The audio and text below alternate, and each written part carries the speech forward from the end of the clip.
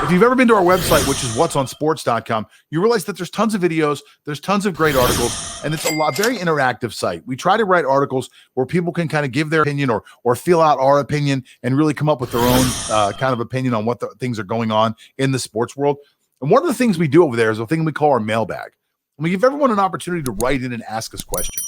And on this show right here, we try to answer all of those questions.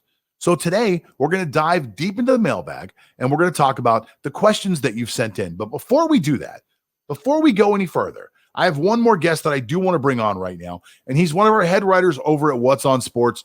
He's one of my favorite guys in the whole world because this guy loves sports maybe more than I do. Lance Fernandez is in the house. Lance, how are you, buddy? Doing great, bud. Doing great. Merry Christmas to you, John. Hope you had a great time. Oh, same to you, buddy. Happy holidays, man. But you know, the holidays are over.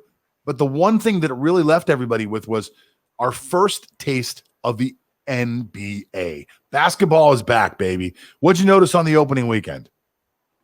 Okay, first things first. Out of all the games that we've seen during the opening weekend, seems like Christmas came early for the Brooklyn Nets. They look daunting after 2 games. They have just dominated not just any team, but that's the Golden State Warriors and the Boston Celtics, 2 of the better teams in the league.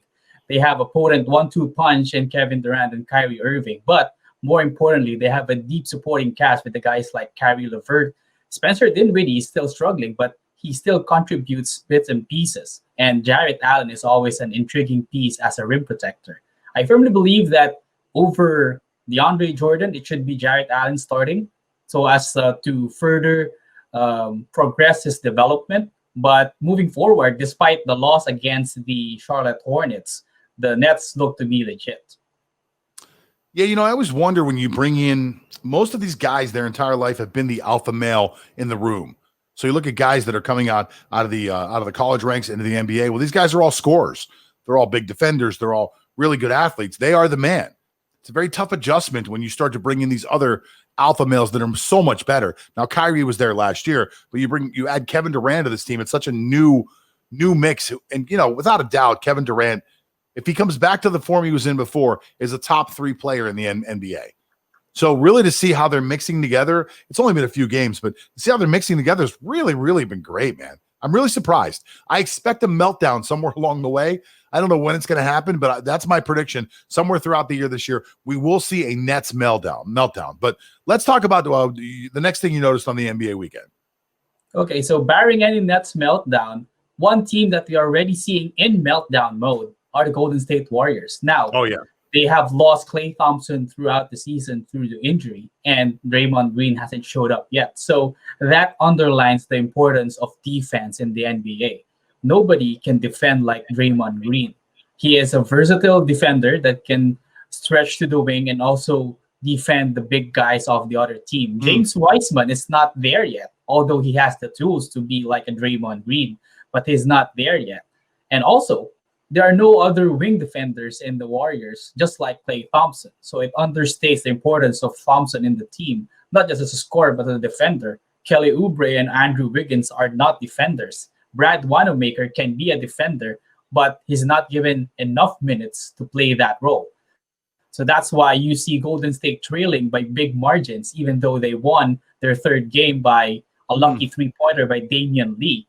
Still, it shows how poor their perimeter defense is, and that's one of the things that they have to improve if they are to make the playoffs again. Yeah, very interesting. I think it's going to be very tough for a team that's built with 3 superstars, 2 superstars and a Draymond type of player to really go down to 1. And, you know, especially when the 1 didn't play last year. So, you know, he's going to be a little rusty. It's going to be a tough adjustment for them.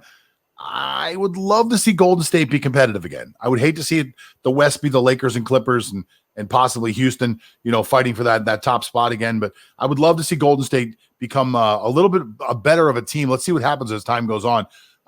Trouble in Paradise with Patty and Mike. I don't know what that means. Patty and Mike. That's a comment from the comment section. What else did you notice over the weekend there, buddy?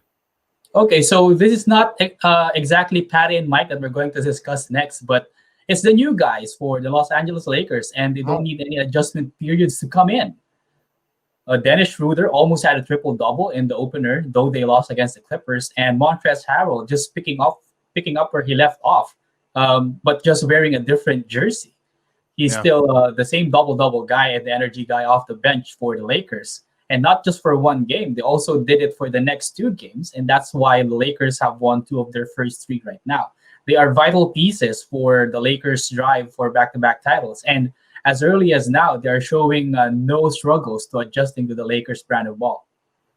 Again, we talk about these teams, and especially these, what I look at as an NBA super team. You have a team with two of the top 5 players in the world right now on the same team in LeBron James and Anthony Davis. To me, to be a supporting cast member, I just need to know my role. And I need to put my ego aside and play my role. And I think you're right. Unfortunately, as much as I don't like the Lakers, I think they may have put together a better team this year than they had last year.